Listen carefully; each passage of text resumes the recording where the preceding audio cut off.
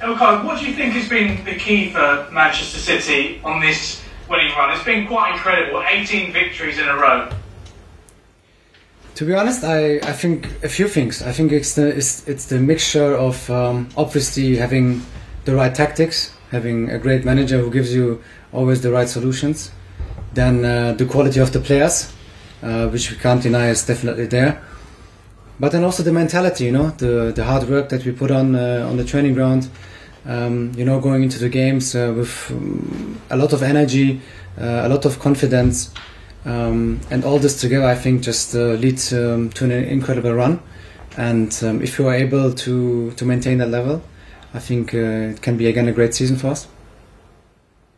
It was obviously a very difficult exit from last year's Champions League. Have you used that as a squad as a source of motivation this season to go one better and eventually try and win the competition? It's not something that is forgotten, to be honest, but also not something that gives me any extra motivation, if that makes sense. I just think it's a new year, it's a new option, it's a new chance, and a new challenge as well. So new chances, and we'll just try to do our best as we did also in the past. I mean, I wouldn't say we did less in the past. We did just mistakes which led to these outcomes. The motivation is there, as it was last year and the year before. So we just try to do our best and try to go as far as possible again. And just finally for me, if I can ask you about the game tomorrow night, what sort of challenge are you expecting from Gladbach? Because they've had a difficult season in the Bundesliga. Yeah, I mean, I feel like the difficulty was probably in the last couple of weeks or a few weeks. I've seen them a lot in the last few months since the start of the Bundesliga, and I feel like they have a great team, great spirit. On a really good day, they can probably beat everyone, and they did so with Donetsk in the group stage, and we played Donetsk in the last few years, and we know, that it can be that it can be a tough side to beat. So I think they have a lot of quality and a lot of energy, a lot of drive, and just because of the fact that they may struggled for a couple of games, doesn't deny all of that. So obviously we take them really serious. We know how good they are, and also that they want to play football. And it's going to be, I think it's going to be a great 2 games. Go to Fraser Denton, please, guys. Hey, Ilkay, can you hear me okay? Yes, I can hear you. Given the run that you're on at the moment, and we heard from Mikel Arteta, who said the other day that he thinks you're the best team in Europe, do you feel as if you have something of a fear factor that you can take into games like this? I don't really know. Maybe, to be honest, but probably it's better to ask our opponents this kind of question. But also, it's something that we're not really thinking about. I mean, of course, we know, and we know what we are capable of. We know what we are able to do on the pitch. How good we can be if we do all the things that we are supposed to do. And that's really it for us. We try to take all of our opponents as serious as possible. Try to prepare ourselves as good as possible. And if we are able to do so, in the combination with what I've just said before, all these things that we brought into our game, over the last few weeks, then we have always really good chances to beat every single opponent. And that's our target. That's what we want to achieve until the end of the season. And we just set the bar ourselves, and it's about us now, to hold it, to maintain it, and to try to go for it. With that in mind, then, is the quadruple a realistic possibility this season, do you think? Nothing that I thought about until today, until you just mentioned it, and nothing that I will be thinking of for the next few weeks. So if it's going to happen, I'll take it, but it's not really anything that I deal with at the moment. Simon Stone, please, guys. Hi, Ilkay. How satisfying is it that you are playing personally as well as you are?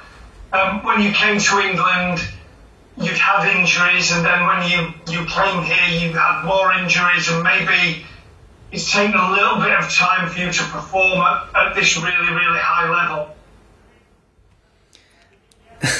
I mean, that's why I play football. I play football to try to reach my best, to try to play as good as possible, to try to develop, to try to do the right things, try to do not any mistake.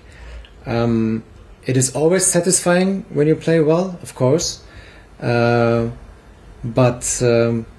I don't think that until today I was not as satisfied as I'm today, to be honest, just because my numbers are really good this season in terms of goal scoring.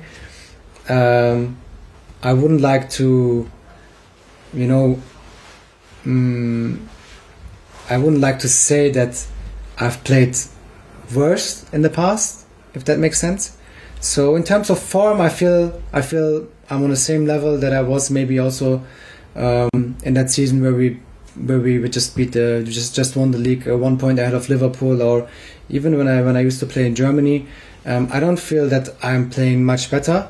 I just play maybe another role at the moment, a more offensive role. I try to be closer to our opponent's box, try to get more into positions where I can create or be dangerous, and that just leads to more goals. But just because I score more goals doesn't mean I'm playing better. I just try to play every time as good as possible. And of course, it's satisfying and it's nice to be recognized, with the amount of goals that I've scored. But it's not something that I'm looking into every match day. I just try to do the best possible for my team, and if you're able to win, I'm satisfied. It doesn't matter if I score or assist or whatever. Quite a lot of hands going up, guys. I'm going to try and rattle through as many people as possible. Dan, if we can go to you first. Yeah, Ilkay, just one about the fans, if possible, and the news that they might be returning for the final game of the season. I know you don't want to predict that you will win the league, but maybe if that does happen, to celebrate with them, how special would that be? And then maybe less of a great reception at Wembley for the European Championships for you with Germany. I mean, you can imagine. I mean, the answer is already there. So of course, it's always satisfying having a crowd. Having fans in the stadium. We had it this season just once when we played away at Southampton and just in front of 2,000 fans. But even that felt great, even though it was not home. It was away and opponents' fans. But even that felt great, to be honest. But also something again that probably we need to get used to, because we are used to empty stadiums at the moment. No crowd. So it felt also kind of weird, if I'm deadly honest. But of course, we are looking forward to that day where people are back allowed in the stadiums, and spectators can watch us. We can have this feeling, again, all these emotions with the crowd in the stadium. That's why we play football. That's why fans are football fans. That's why we love the game. So obviously, we are looking forward to that. Jack, go on, please. Hi, Ilkay. Can I ask about the importance of Fernandinho? He's not playing a great deal at the moment, but it sounds like he's got a really instrumental role behind the scenes. Yeah, yes, he's our captain. So he's leading us. He's there when we need him. Whether it's on the pitch, like his performance against Arsenal was incredible, or whether he's on the bench. He's always there for us. He supports us, the way he talks to us, the way he speaks to us, and then of course also when he plays the way he plays. So he's a real leader. He's someone that we really need, and we are obviously very happy to have him. He just gives us the right things at the right time, and he knows when to speak up. He knows when to be quiet. He knows what to do. So that's very important. But if you come to that, not just Fernandinho, I think also players that have played maybe a little bit less in the past. Someone like Benjamin Mendy, that comes to my mind. Struggled with a lot of injuries in the past, but he knows at the moment, what to do best to help the team. So no egos at all, and I think that's the only way how to win, how to achieve great things. And at the moment, everything seems balanced so well That's not just the 11 players on the pitch who maybe shine, also the players that are on the bench or even not traveling, just training with us, the young lads who are training with us. Today again we had so many young players. They didn't probably even touch the ball, because we trained some build-up, but they are running behind us. They are trying, to make us feel like, okay, we need to put our best, even in training sessions, to be prepared as good as possible for the games. And that's just very important. Simon Baskowski, please, guys, and we may have to look for some German questions after that. Any German media want to ask a question? Now is a good time to use the raised hand icon, please. Simon? Hi, Ilkay. Hi. You're obviously in a brilliant position at the moment at Man City for your season, but it's only December when you were struggling to pick up results and performances. How concerned were you as players when you were struggling to perform, and have you been surprised by how effectively you've turned things around? Not really surprised, but we knew that we were not at our best, and I think, and there goes full credit to our manager, I think he adjusted the right things at the right time. He saw that something was wrong, something was a bit missing, and he adjusted a couple of things in terms of how we defend, how we play with the ball.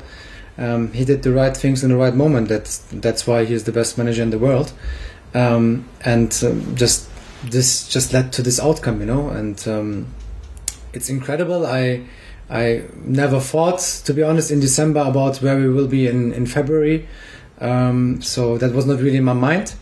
But did I expect to be in February in that position? Maybe not, but I knew that we are capable of a lot of things, that we have obviously great quality in the squad, and that we can go on a run like we are on now.